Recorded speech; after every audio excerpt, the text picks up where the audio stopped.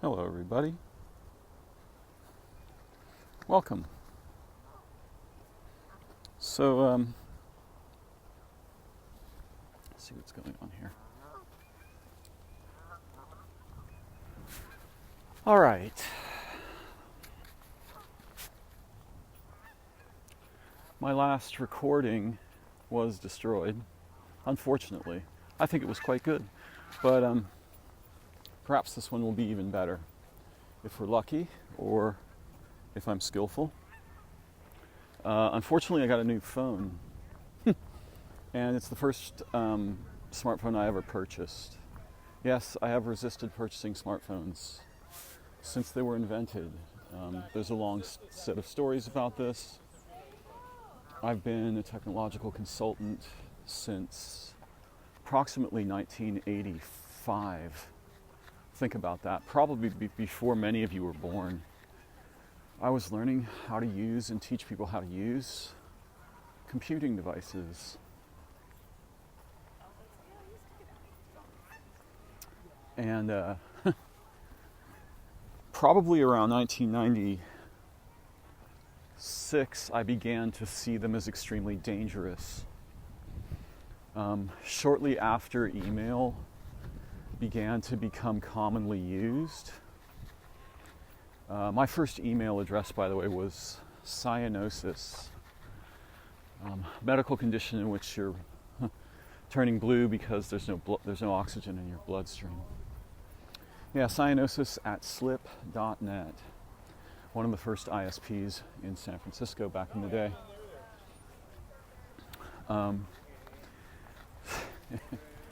It's a hilarious t-shirt. So, long time ago, I was a consultant and I watched how email damaged relationships due to the both expectation of and incapacity to intelligently mediate instantaneous communication or relatively instant communication. Also communications in text that were previously impossible, effectively. And when they became possible, they were extremely disorienting and confusing because people didn't realize that the communications would be read in a way that was reflective of the reader's recent experience over, say, the past week, day, hour, and 5 minutes. This is still the case today. We still have these problems. They are still catastrophically, relationally toxic. Some people have adjusted to them. Many people have had their relationships destroyed by them. The addition of new ways to reach each other instantaneously, such as Facebook, Twitter, Instagram, Pinterest, 19 other things I could name, TikTok, etc., has created further relational dissociation in human beings. The technologies developed incredibly quickly. Our capacity to withstand their largely toxic and intrusive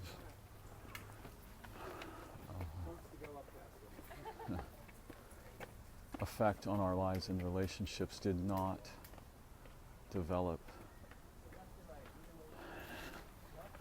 in a similar fashion that would allow us to keep up with the problems. So, I avoided having anything resembling a smartphone. I had a landline until about 2016, at which time I began to work for a film producer, and he needed me to have a smartphone to have the job, so he sent me one. I'm recording on it now, because the either the phone or the mic or both on the new device are far too sensitive.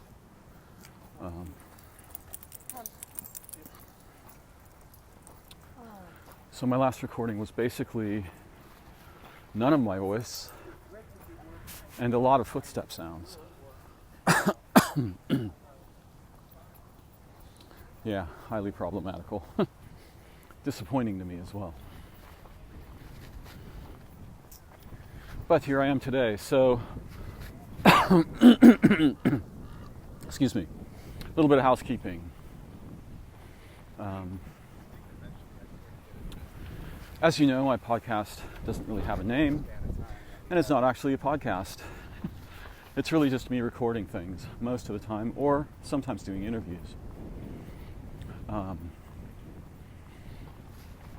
There's been a large recent influx of potentially new listeners, primarily based on my interest in Ammon Hillman.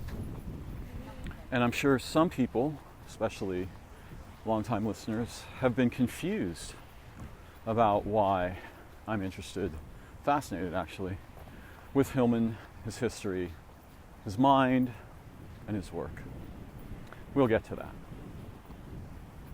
But for now, I just want to thank all of you who are here today and who have listened in the past or may listen in the future. Your support in whatever way you feel comfortable demonstrating it is profoundly important. Without that support, it'd be very difficult for me to continue making these recordings and continuing my writing on Medium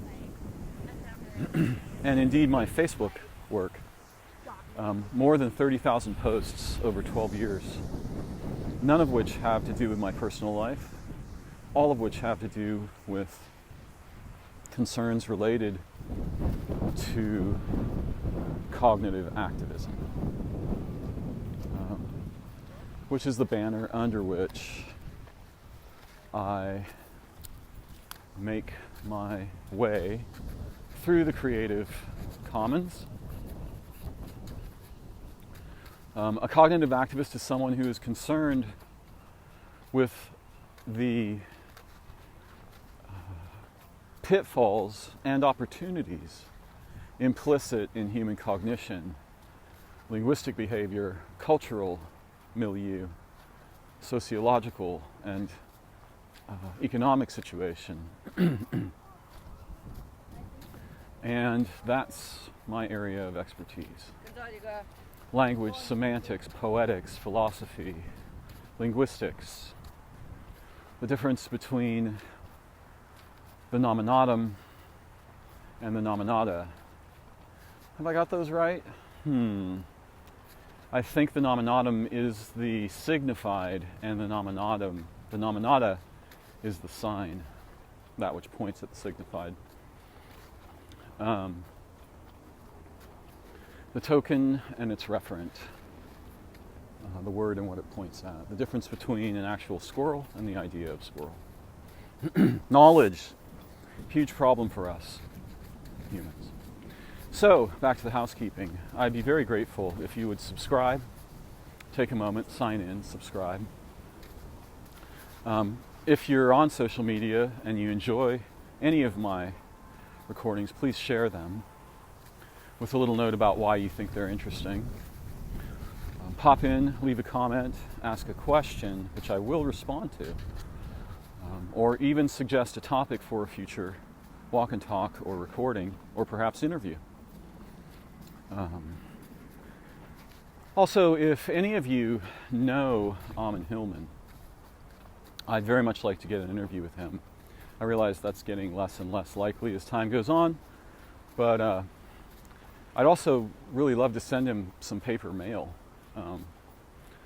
or find a way to get his attention other than at his email address associated with his YouTube account, which I'm sure is buried in emails. I have a lot of interesting questions I know I could ask him that have remained unasked by nearly all of the people that have interviewed him. So yeah, I'm really hoping to get an interview with him. We'll see how that works out. If you can, please take a moment and make a small donation via Patreon, or you can send a one-time donation to me if you wish at SANDSYS at PACBELL Pacwell.net through PayPal. If you'd like to send a donation in some other fashion, please get in touch via my email address, and I'll happily direct you to a method that suits you. I'm extremely grateful to Mr. N for his contributions, and to my other 3 patrons on Patreon. Yes, I have a total of 4 patrons. Ms. E and Mr. N have been particularly helpful in keeping my work alive, and so thanks to them. That was a lot of preamble, so let's get rolling.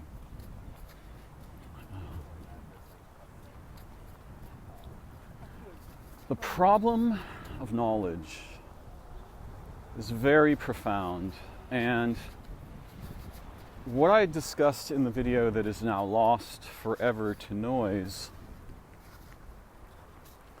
is the crucial imperative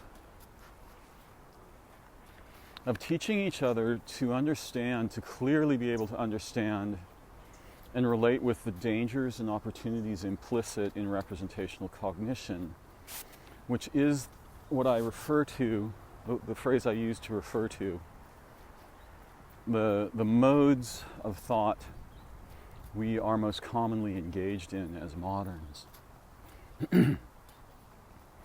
These are modes that tend to abstraction, and to abstract us from participation in deep relation, intimacy with ourselves, our companions in the living world.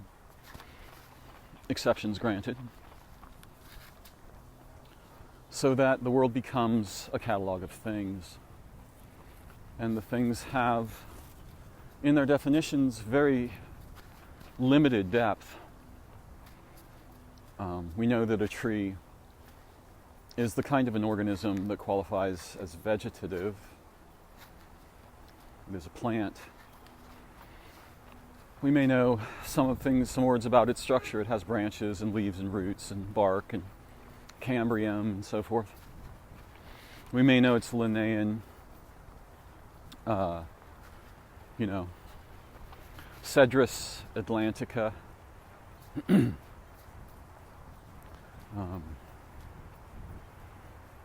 We may know the Latin, Linnaean, categorical language to refer to it. When my friend asks me about a plant, what is that? He or she is generally asking, what is it called? And there's the terrifying sequelae to this problem, which is that once we know what something is called, we may become so confused, we are likely to become so confused, as to think we know what it is. In other words, familiarity breeds dissociation in language. Our participation collapses. There's a story where the child is ecstatic at seeing the birds every morning. One day, his somewhat disturbed mother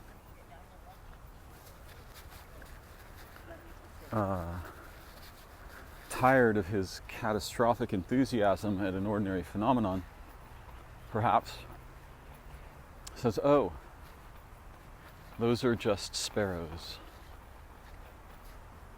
And the child inevitably notes the adult's abstract, dissociated lack of engagement with the situation, and soon learns to emulate it, so that later, upon seeing the same phenomena, the child will ignore it. and think to themselves, oh, those are just sparrows. Never mind the fact that no one has the slightest idea what a sparrow is, or why there are sparrows, how they came to be, what their relationship is with us and ours with theirs, what the meaning of the existence of organisms might be, or any of those things. They just have these words. Blue jay, sparrow, duck, goose, hawk, owl, dove, titmouse, bluebird, bat, martin, swallow, these words. And so what you'll notice is that, as Feynman once said, and I think it's not clear whether he was using the actual words. I think his father, and in the story, Feynman may have even made up this story. He's just making up words, but he tells a story of being young and his father pointing at, a red-bellied sapsucker, let's say. And his dad told him, in English it's a red-bellied sapsucker. In Japanese it's a onyon no kamana. In, Russian it's a ochikaktis. In Navajo it's this. In French it's a ovievois. Probably just made up words, made up sounds that reminded him poetically of the languages. And his father gave him to hear Feynman tell it, 15 or 20 words, and then his father said, now you know all the names of this bird, the entire collection of which tell you nothing whatsoever about the phenomena that is being named. And this is the problem of knowledge and language. One of the problems, one of the vast array of problems. And so, an array of skills that we imagine to have the power to lift us into new dimensions of intelligence, relation, opportunity, skillfulness, awareness, understanding, consciousness, creativity, wonder, awe, curiosity, so very often as we age have the opposite effect. Destroying and crystallizing the faculties with which we might otherwise become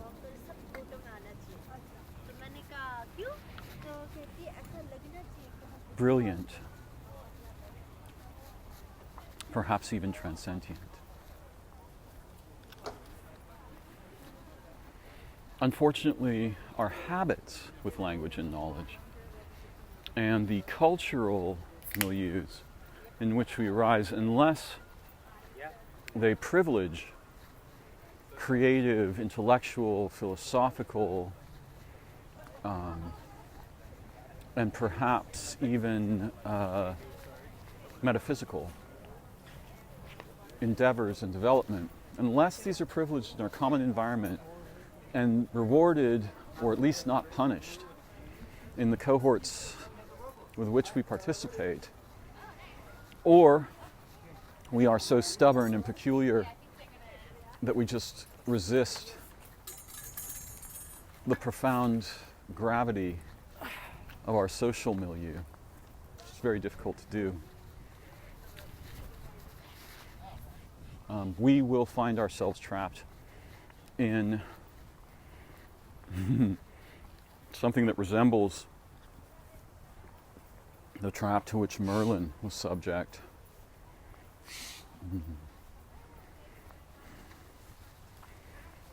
By the witch who enchanted him and who he adored. Was it Mordred's mother? Was it Mordred's daughter? I cannot recall her name at the moment, but she trapped him in a crystal in a cave. He was frozen there. As I recall, and this is what happens in our minds, you see this as people get older, their consciousness just crystallizes. They may even have certain domains of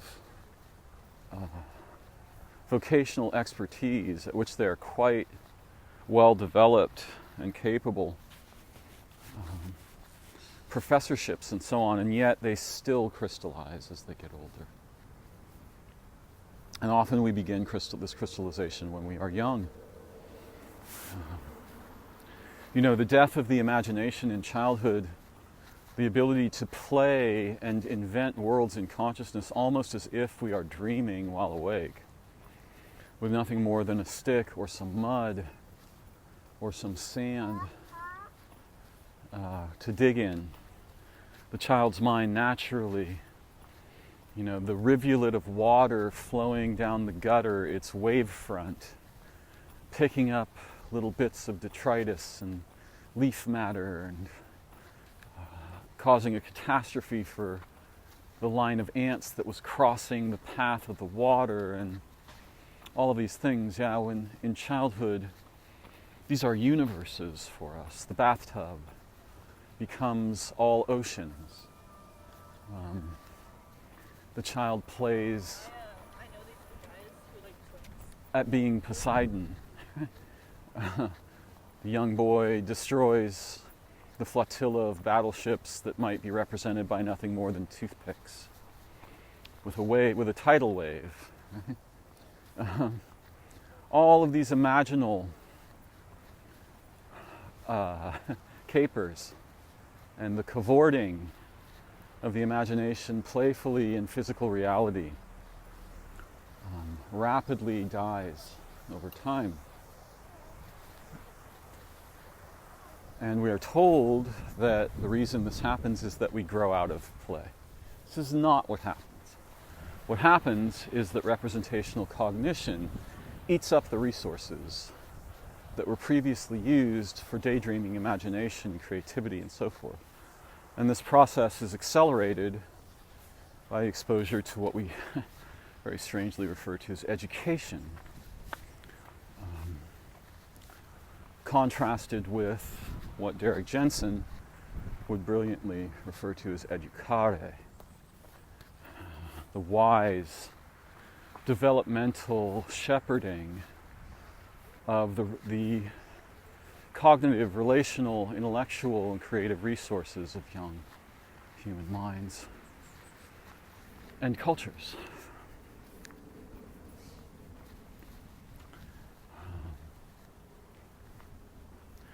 So this knowledge stuff is very, very dangerous. And some of us, there are many brilliant women and men who are cognitive activists without necessarily wearing the label. It's a very uncommon label. But all who seek to enlighten us about the dangers and opportunities implicit in language, knowledge, education, philosophy, science, metaphysics, in some cases religion. All of these beings, they are cognitive activists.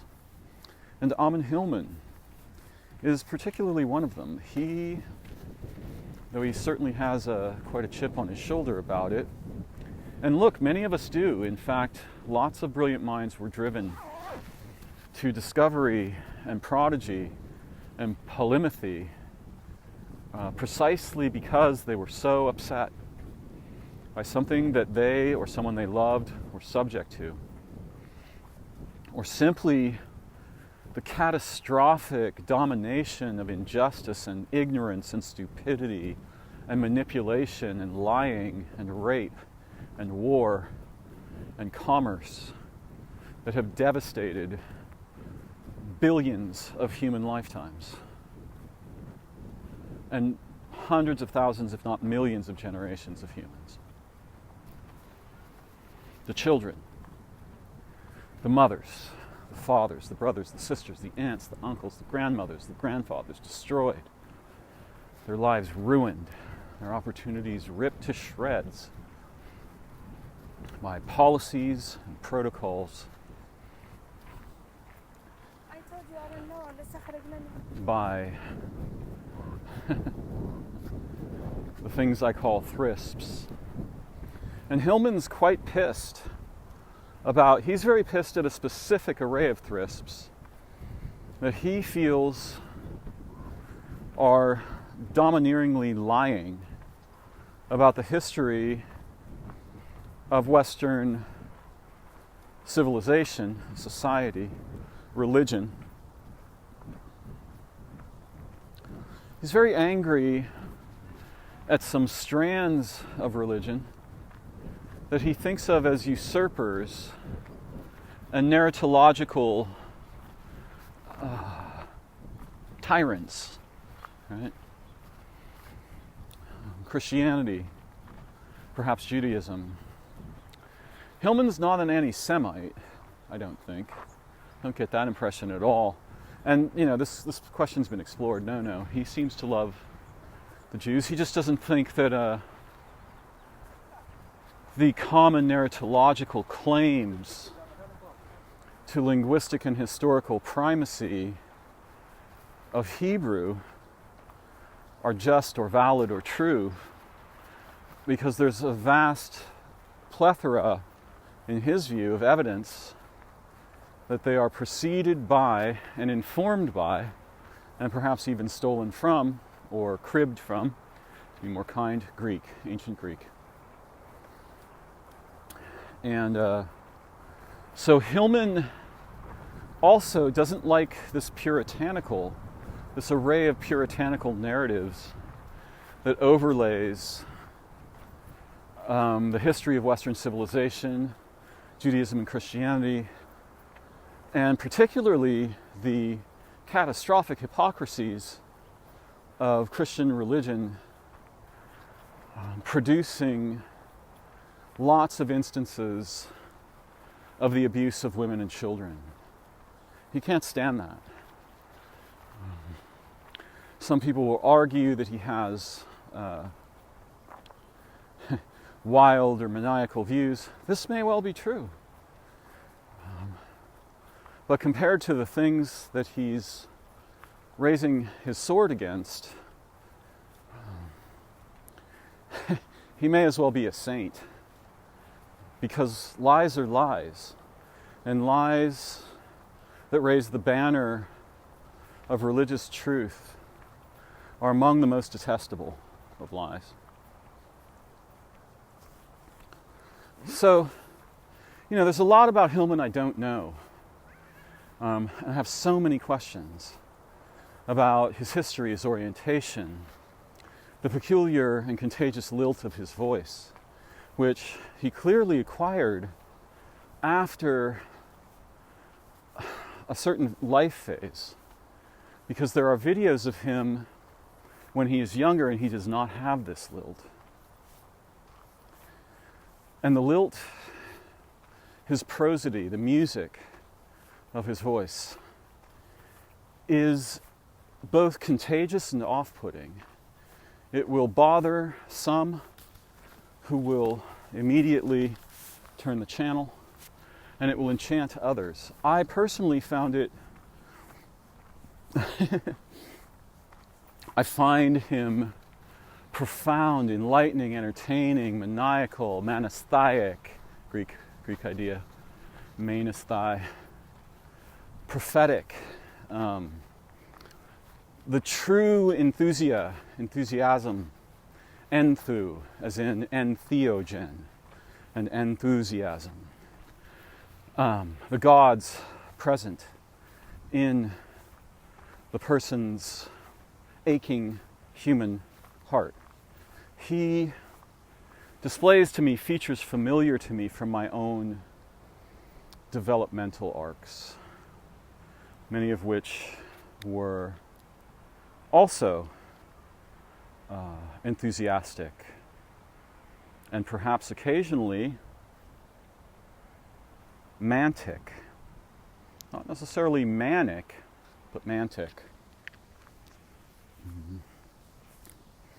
You see on the stage Christian evangelists mimicking mantic enthusiasm. But is it real? I don't know. One cannot say universally one thing or the other. But it's one of the few places where you see romantic enthusiasm in commonly represented or enacted in modern situations. Hillman's lilt. So Hillman is also a magician. He talks about opes, this concept in Greek. This is very important. Many of us have long believed, and Rupert Sheldrake is among them, that the eyes are not merely passive receptors of photons, as proposed by the benighted mouthpieces of modern science. In science's desperate urge to evict God from science, they went far too far and evicted everything that couldn't be explained by physical mechanics. What we know of the origins of physical mechanics is so minimal. It's probably less than 1% of what's going on, so they threw the entire universe and its history and meaning and origins and all of this out, and they just want to look at mechanics that they can measure with devices. Thus throwing the entire, quote, beyond device, quote, aspects of organisms away with the rest of the universe. So this opes, probably the fragment that gives us words like ophthalmology. Hillman describes the gaze as magically powerful. And I was listening to a Demystify Psi podcast yesterday and the day before on the transactional interpretation of quantum mechanics. Cannot recall the speaker's name. And I don't know to what degree it resembles Bohm's pilot wave theory, but essentially the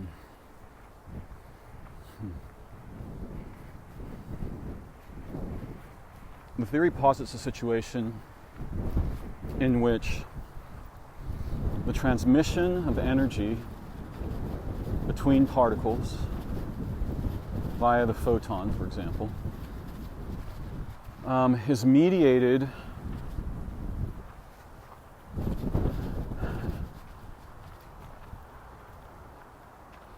by a particle that sends a signal of readiness to receive backwards in time to the particle that is signaling its readiness to transmit forwards in time. And there's a back and forth process that becomes infinitesimal as it iterates, so that all of this takes place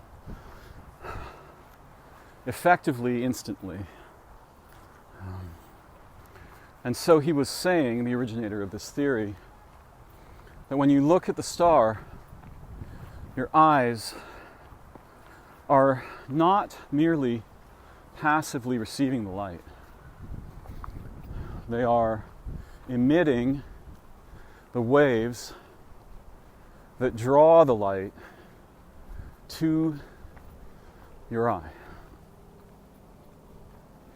And the Greeks and many others were aware of this idea that the eyes, as it were, emitted rays, which you could think of as like the ray of a searchlight. And those rays contact surfaces and beings and transmit information to them, as well as receiving information from them, so that the act of seeing is profoundly physically intimate. It's a giant yellow seaplane flying overhead. It's got some kind of a chain or something hanging from its tail, which makes me wonder no, that wouldn't work. It's not long enough to have pulled the glider. But it's very important to understand how little we understand of the nature of physical existence in 2024. We have what we think of as very advanced physical technology. It's not very advanced at all. In fact, it's primordially disorganized. Any technology that has a good chance of wiping you out is not advanced, let's put it that way. Any technology that has a good chance of ending life on your world, or most of the complex life, is not well evolved. Similarly, the minds of beings who are capable of forging machines, nuclear weapons, bioweapons, CRISPR, genetic manipulation of organismal lineages and so forth, but has none of the intelligence necessary, nearly none, to allow it to survive the implementation of any technology. Clearly, these are not intelligent beings yet. Or they are beings with the potential for intelligence that have been captured by something truly terrifying. So Hillman is very much concerned with the reestablishment of ways of knowing that predate the domineering narratives that largely manipulate and intoxicate, in the terrifying connotation of that word, Western civilization and Eastern civilization, and any civilization that's exposed to them, because you have this huge problem where once you have the strange representation of value that we call money, that kills most games, right? That knocks most games off the table and creates a situation where you have a race to the bottom, mediated by a broad encyclopedia of perverse incentivizations. CF, Daniel Schmachtenberger, look to him for clear and brilliant explorations of perverse incentives, the game theoretical apocalypses, races to the bottom, where if a player in your world game is going to take the game in the direction of apocalyptic threat and or zero-sum games, right? I win, you lose, or I win, everybody else loses, then all players must transform, it would seem, must transform their play accordingly. And generally, it's very hard to outcompete somebody who's got a finger on an apocalypse button. So we're in this really, really dangerous situation. And I think Hillman, in his prophetic aspect, sees us at the brink of a broad apocalyptic situation in which God's tyrants and tyrant killers will rise up naturally. And we've seen some evidence of this. We've seen some enaction of these things lately. I don't need to point directly at them, but I could. One man named Trump, one man named Crooks, one man named Putin, one man named Netanyahu, and so forth. There are other names that I've left off the list that are similarly lethally motivated. So, what are Hillman's primary concerns? I don't know. However, they seem to be those of a cognitive activist, someone who has recognized in the ancient Greek language a broad array of intellectual, spiritual, communal, societal, and cultural accelerants, right? As if the language itself was the kaikion or the theriac, or both, that he sometimes describes in the mystery rites or in use in ancient Greece and other cultures, Pelasgians, I think, that preceded or that the Greeks may have inherited traditions, myths, intoxicants, and knowledge from. Now, Hillman, is okay, he is a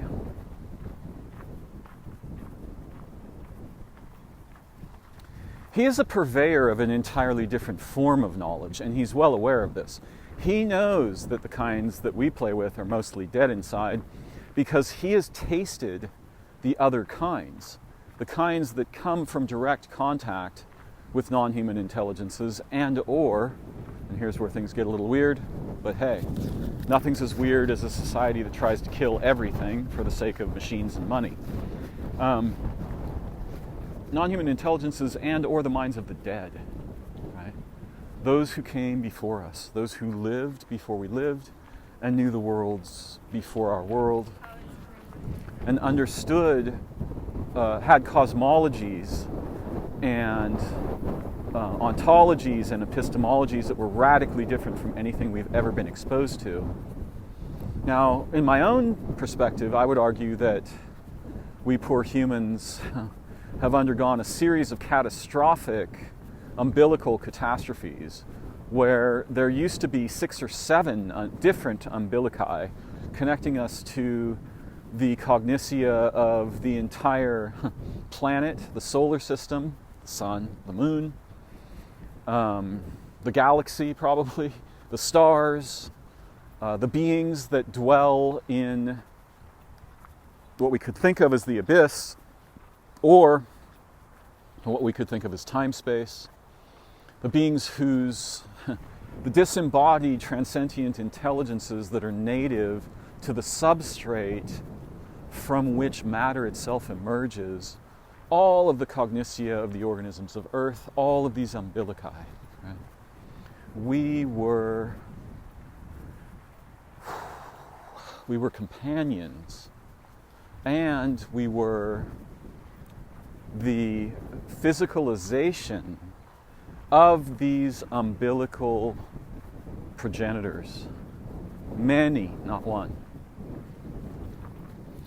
And a series of catastrophes ensued, and there was disaster on both sides of the umbilicus. The humans went insane and became warlike and religious and representationally loopy. Started believing that tokens were the only thing that mattered, and attempting to get the attention of the lost umbilical progenitors of many different kinds. Gods, demons, the dead, the sky, the stars, the universe, the beings that created the universe, all of these things, right? Imagine that humans prior to, say, I'm gonna talk about, well, I don't know where exactly the catastrophes occur. The Younger Dryas events are certainly momentously impactful, haha. But I'm going to just wildly guess that sometime just prior to the invention of writing, some of the catastrophes occur, and then a little further back for others, 10, 15, 20, 30,000 years ago in there. And there was probably a cascade of severances. Take there's this, my friend Eric recommended this Apple show called Severance to me, and it's quite interesting. I like it a lot. I like the theme, the musical theme, quite a bit as well, which turns out to have a Riemannian geometry in it or something. Yeah, it's really trippy. Anyway, in Severance, people opt in to get a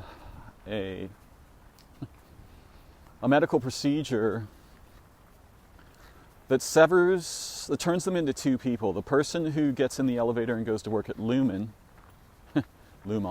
Corp, when they're in the elevator, bloop, it switches over, and all their memories from inside Lumen turn on, and all their memories from outside Lumen turn off. And so they're really two different people. Inside Lumen, they know they have a life outside of it, but they can't remember anything whatsoever about it.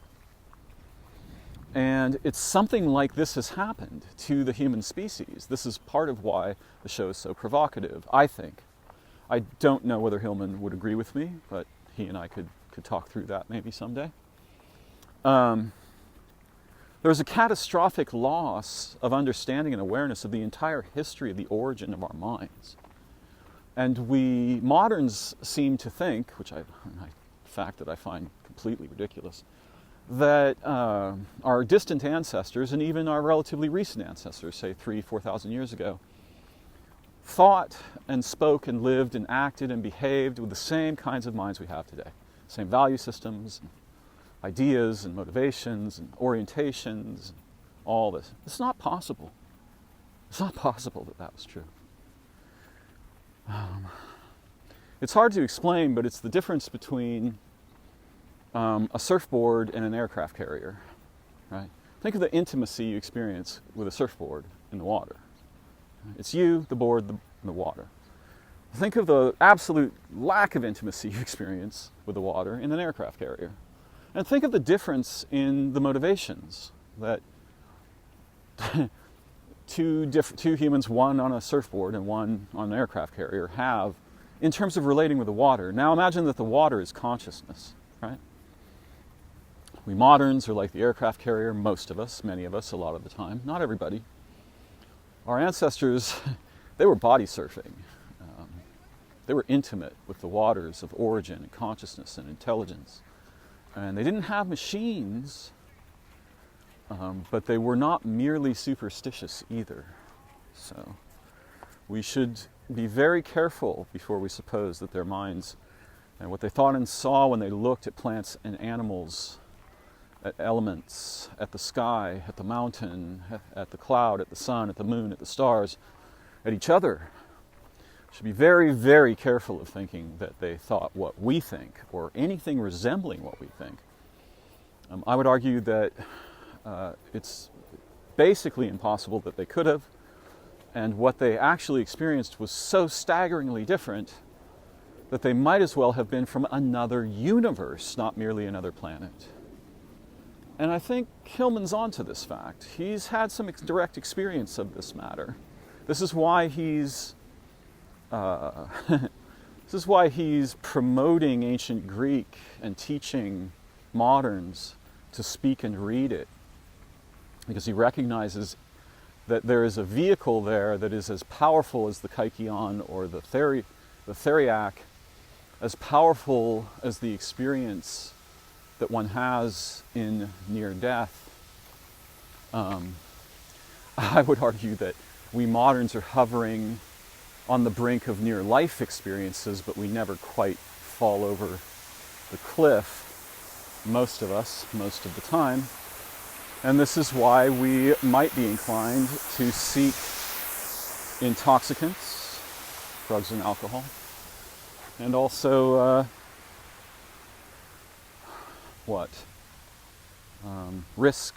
high-risk behaviors, right? And hedonism, right? All these things, because we're not happy hovering at the brink of life, a near-life experience. We also dwell in the era of weapons of mass instruction like the internet, Google, Twitter, Facebook, TikTok, YouTube, blah, blah, blah, blah, blah, blah, blah. And we're getting a lot of electronic stimulation, which draws us mostly further and further away from each other, the living world, our origins, the possibilities of human transcendence and intelligence, and all of these things. So we're starving. We are people. Now look, this word "we," I get it. It's a generalization. It's not true. And I'm kind of taking the worst common denominator when I use the word, where I'm saying we the moderns who suffer we, the lost generations, and so forth. And there are many among us, and moments in each of us, phases, times, and so forth, situations where we are reconnecting with each other and the living world and our origins and time space, perhaps even intelligence and transsentience. It's not all bad news, but it's a lot of bad news. So our knowledge, language, has placed us in the most bizarre situation where you can imagine, I don't know, imagine humans who live in a garden of every kind of possible fruit and berry and root and herb.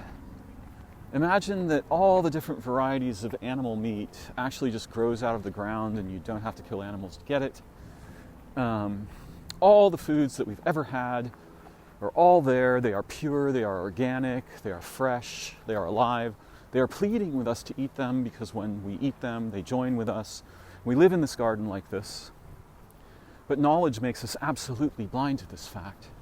And so what we do instead is we represent the things around us, and then we engage in sort of a cargo cult-like commerce with the tokenized representations of all that we've become divided by, not by our circumstance, situation, origin, lineage, nature, species, or any of that, simply by an obfuscatory, a trenchant obfuscation in our cognitive, social, and behavioral aspects.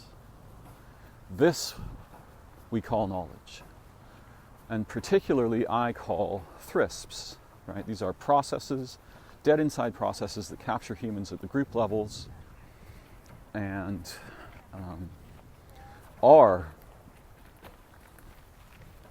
shockingly Darwinian in their malignantly aggressive urge, or how should I put this? They're not beings, so they don't have urges. Their proclivity to dominate the cognitive terrain that human minds represent and reproduce in it, and in structure the infrastructure that human cognition creates in a dimension invisible to us. Demons would be better than these things that run us. And, you know, what is a thrisp? Well, Google is a thrisp. Cars are a thrisp. Nuclear weapons are a thrisp. Money is probably one of the primordial thrisps. Because the things that humans do have a sort of an extra dimension in which they can be representationally enacted. We can enact representations of them. And money and virtual reality, the internet and so forth. These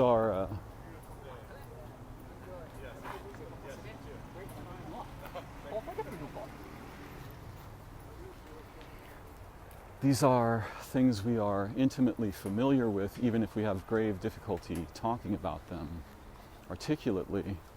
These are the things that troubled me as a child, as a teenager, as a young man, as a young adult, in my middle age. And I committed myself to remembering them and learning how to articulate these situations well enough that we would have a chance to do something else together, to become something else together, to escape the prison that knowledge, language, culture, and thrisps comprise. And Hillman is very much concerned with jailbreaking. Let's be clear about this. He may have seen some of my media, he may not, he's super busy. He may have judged me because I have some familiarity with Aramaic and Hebrew, and he may think, oh, Darren's just another Hebraicist. No, it's not true, Ammon. It's not true, bruh. That just happened to be the first language that it was used to teach me the principles, that's all. I acknowledge his contribution and the contribution, not the contribution, but maybe even the primacy of the ancient Greek language. He's right when he says this language will carry you across the abyss. He's not joking. Different ancient languages have this ability, not merely Greek. But what he's saying, I think, is that Greek, among all of them, is primordial. And it actually doesn't matter whether he's right or not. That's not what's at issue here. What's at issue here is, does the key unlock the cage? Right? The cage of language and knowledge that our generations have been tortured within for millennia. Yes, it does. Yes, the Greek key unlocks the cage. It's true. I have long said that if you learn an ancient language, and particularly a language as complex enough to enact gematria, which Greek certainly is and does, you will see that the stuff we're using is crude in comparison, very crude. That lilt of his, so the opes, right? So he talks about the gaze as a power, and he's absolutely right about this. In case you doubt him, study hypnosis, and particularly mesmerism.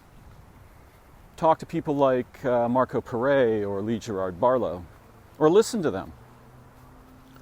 And they will show you that you can actually hypnotize someone with nothing more than your eyes. Right? You can draw someone into trance with your gaze. And they might not even have to see you for you to be able to do that. The gaze is a projective ability. It's not a passive receptive thing.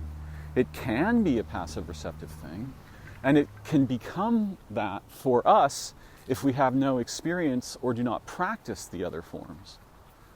And again, this is the kind of thing that Hillman will resurrect to our awareness. Yes, I know. Nam Yango Renge Kyo. Yeah.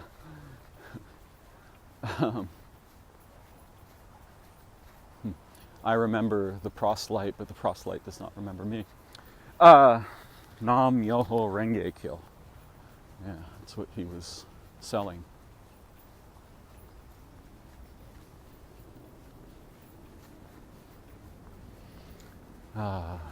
Beautiful, warm day here at the lake. Okay, so many topics. So, one of the things that Hillman's kind of ticked off about is the Christian cribbing and or ripoff of death and resurrection. Because it's not supposed to be, one thing Hillman will tell you is there's nothing like the Christian version of heaven and the afterlife. What there is the aeonic life, which is something that you contact while you are alive. Right? And something that the ancient mysteries would introduce you to by bringing you to death while you were alive and then resurrecting you, or to near death while you were alive and then resurrecting you. And I think there is a hilarious trope here. The one that I mentioned earlier, that we're all busy having a near-life experience. When a near-death experience would be far more useful to us. But there are experiences that don't directly involve death, and yet introduce us to what we might call the aeonic intelligences. And these are the stuff of religion and also of magic, not the illusion kind.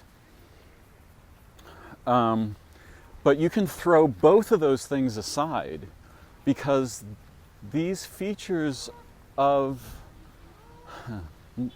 nature and what we could think of as the transcendental are intrinsic to your own body. They belong to you. You belong to them. You belong to them more intimately than you do to your parents or species or genus or planet. You belong to them far more fundamentally. And this is what has been stolen. I don't know if Hillman would agree with me, but this is what must be restored to our people. The direct experience and understanding of this, not stories, not knowledge with a capital K, not words. The direct, intimate experience, like a kiss is intimate. Intimacy with these origins in nature and the transcendental that are fundamentally the true legacy that is intrinsic to our human existence or origin, nature, potentials, dreams, hopes, all of these things.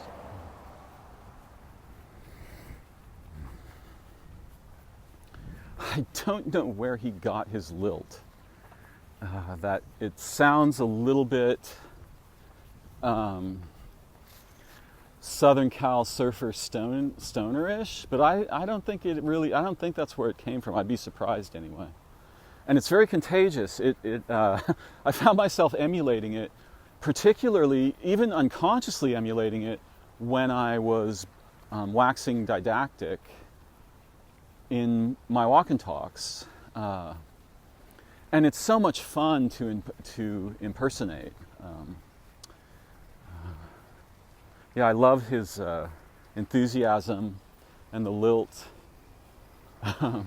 It's very contagious, and I had to consciously work to keep it from thoroughly infecting my speech patterns.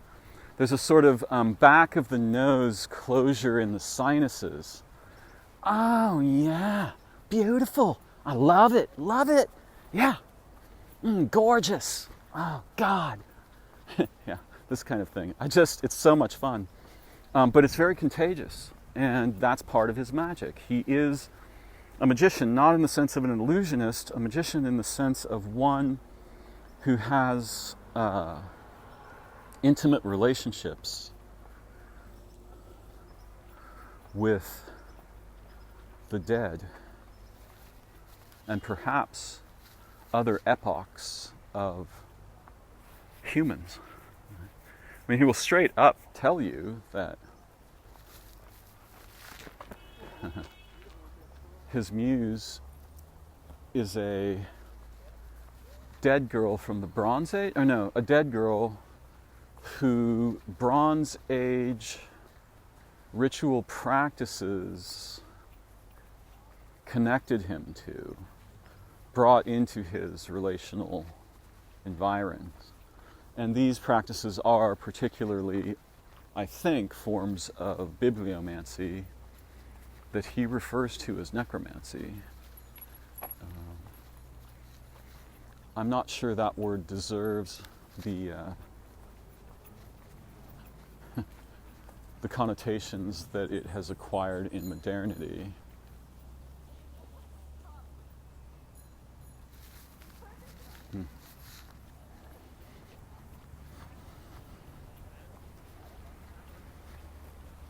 There's so much to learn and to rediscover. What we think of as knowledge is mostly a trap. And the way our language contorts our cognition into its least effective capacities and behaviors is not merely tragic, it's more than merely criminal. It's terrifying and tyrannical. And we live and die, most of us, completely unaware of this. We're just held in the sway of these processes. And when someone comes along who threatens to free us, most of the time what happens is the polis, or the the lack of an actual educated polis, the mob, they execute them. You know, an angel I once knew said to me, this isn't actually true, but it's still an interesting trope. The last time we sent a guy to break you out of the prison, you nailed him to a tree and killed him. This time we're sending everybody.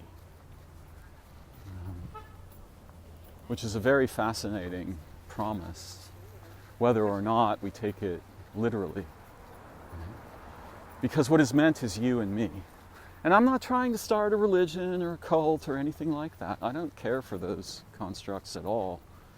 I think Hillman, pretty sure he's a deep believer in democratic liberty. The actual stuff, not the not the commodified, Walmart version.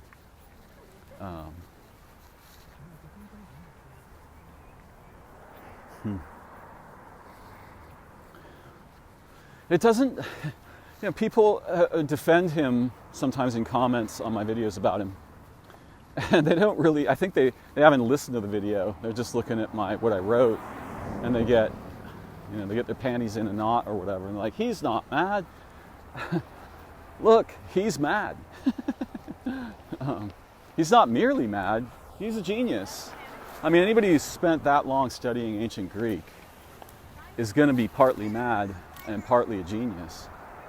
And he'll be the first to claim there's lots of things he doesn't know. He loves to get together with others who have knowledge and, kind of spin the bottle relationally and cognitively and intellectually and inspirationally. And that's what the real stuff looks like, right, when we do that together.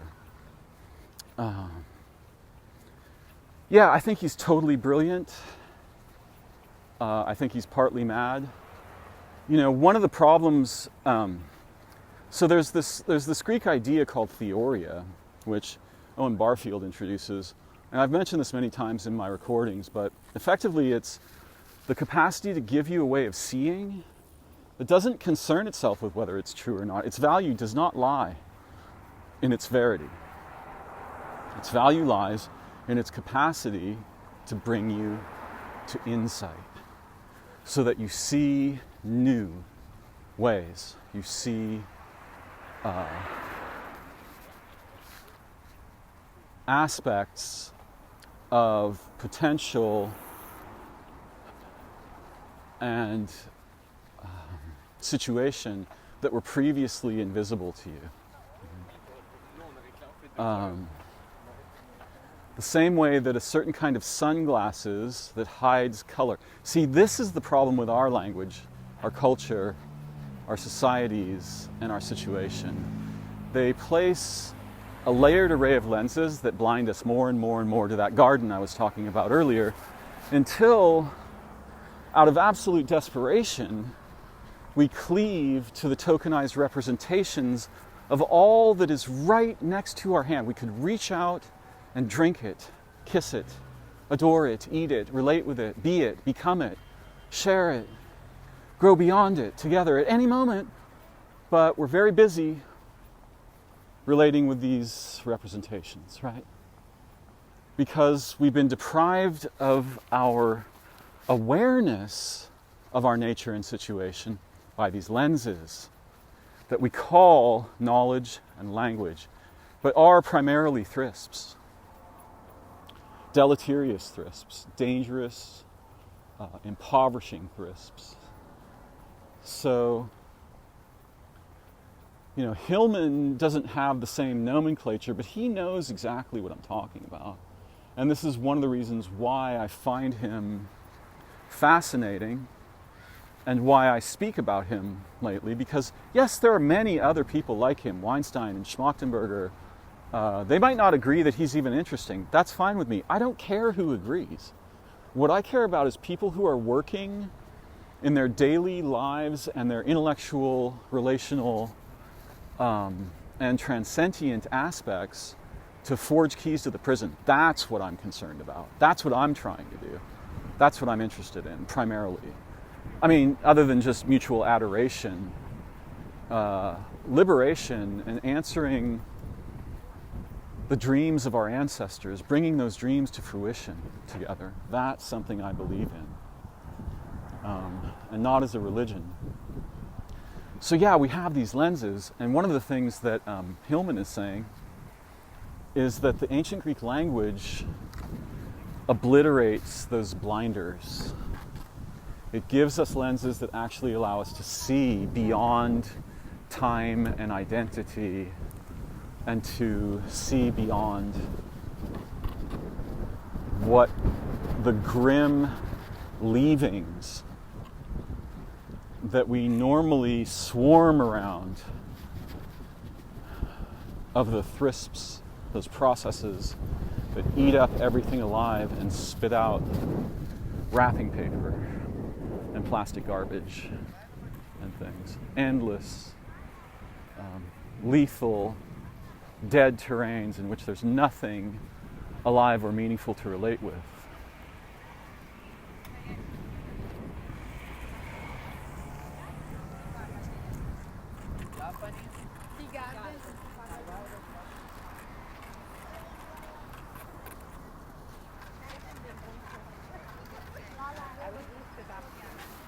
You know, I can't, it's a little bit hard for me to imagine.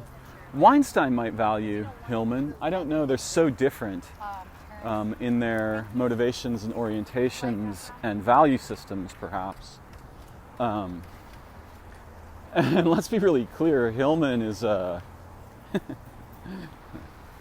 mean, he's in a way, he's very pro-hedonistic, I think. Pro-intoxication. He's not really, I wouldn't classify him as pro-drug. He just wants us to see how central,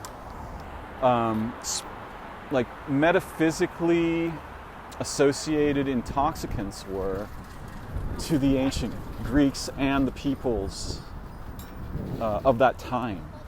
How common they were, how important they were, how central to their lives and thought and concerns. And yes, he's angry that the weird death and resurrection stories of the Christians are basically stealing something from the mysteries and lying about it. Because the actual death and resurrection is meant to happen while you're here, not later. It's not a metaphysical resurrection, in his view. Now, I think the actual situation is extremely complex and probably isn't a single way. Both things can be true, right? Like there can be the death and resurrection that one is subjected to or participates in while alive in the mysteries.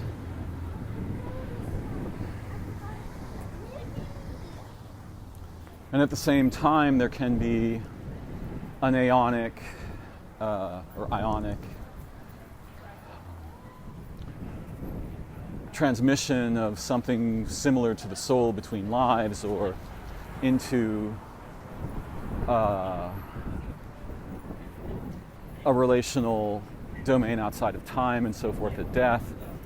You know, we have lots of stories from people who have died and returned to life. Of course, those people are challenged to fit their experiences into the language and knowledge that exists and that creates the boundary conditions of speech. Very difficult. But, you know, some people have had a go at it. That famous neurosurgeon, whose name escapes me at the moment, is one of them. And perhaps I myself, in my own way, am one. Though I didn't actually die. There are, the nature of our existence is myriad. It's not singular. It's not like there's one thing. And if anything's obvious, think about what the meaning of birth is. Okay, you get a human body, but what are there, like 900 trillion variables that have a determinative influence on what that means and how that works out and what that path is like? Yes. So, is birth the same thing for everyone? Well, generally it's the same thing for everyone. Specifically, it's never the same thing for anyone. And this is one of the weird dangers of language. And the other is that denotation tends to rule consciousness, thought, but connotation rules our understanding, right? It's metaphor that we use to understand things. It's likeness. This is like that with these transformations.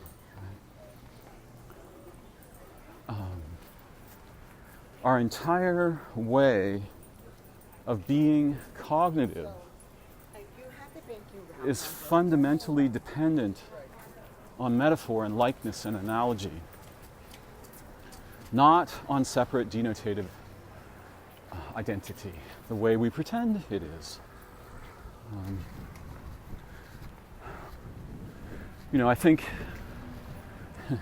Hillman is a huge fan of the possibilities of an actual democracy, which is nothing like, very little like, what we've seen enacted under that rubric. And look, I don't need to just talk about Hillman all the time. I've got many, many other concerns and priorities and perspectives. But I find him fascinating, inspiring, sometimes hilarious, entertaining. And I have a variety of criticisms that I could level toward him. I'm just not highly motivated to do so. I can imagine others doing so.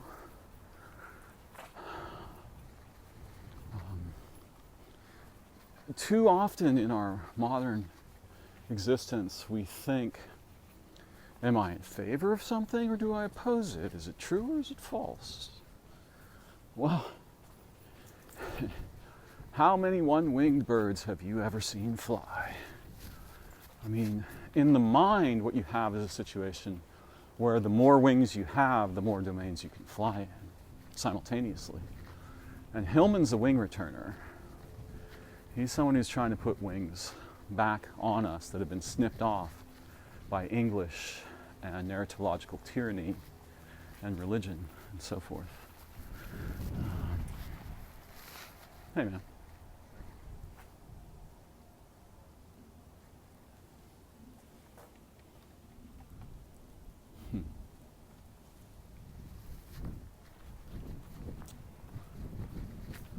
So yeah, I think of him as a cognitive activist, and a very active one. That guy's producing content every day. It's his full-time job. That's brilliant and amazing. He's giving away for free the education, an array of educational assets that would be very difficult to buy anywhere on earth. You couldn't buy them because there's nobody like him. The guy has become a living library, right? And that's one of the most beautiful things a human being can do, is to become that and just give the milk of his intelligence and experience and understanding and awareness and concern and brilliance to the starving children that we moderns comprise. Yeah? Amazing, beautiful, I love it. Oh God, yeah. You hear all these maxims, nearly none of which are reasonably enacted. We're all in this together. Hillman's acting like that's actually true. That's a beautiful thing. That's a noble thing. You don't have to sit around trying to figure out whether he's right or not. Follow him down some trails and see if you benefit. You will, every time. There's no way that learning amazing things about ancient Greek is not going to enrich your mind, your awareness, your capacity for free thought, for philosophical thought, for evaluation, for analysis, for wonder, for curiosity, for awe, for playfulness, for joy, and for terror. No way, right? He's giving away for free the things that cannot be bought. And in my view, that's a messianic behavior. Right? I don't have to decide whether he's right. I don't have to decide whether he's telling the truth. I don't have to decide whether I agree with him. None of those. If someone's handing you food for your soul and your mind, you don't have to sit there trying to figure out whether they're right or whether they're crazy or any of that. You can just taste the food and see if it lifts you up. It's just like somebody who's drowning being thrown life preservers, right? You see that they float. You don't have to care who's throwing them because they help you float. They keep you alive. They rescue your mind and your memory and your dreaming. They catalyze anamnesis, remembering, the graces of mnemosyne and the muses. All these things matter. These are vital and beautiful, human, transcendental, and exquisite. Thank you for joining me. Take a moment to comment, share, ask a question, yell at me, or make a contribution on my Patreon or PayPal. I can't wait to have a chance in the near future to explore and learn together again. And pretty soon you're going to be treated to a recording of one of the Extinctionati meetings, a portion of it, in which we discuss some related matters.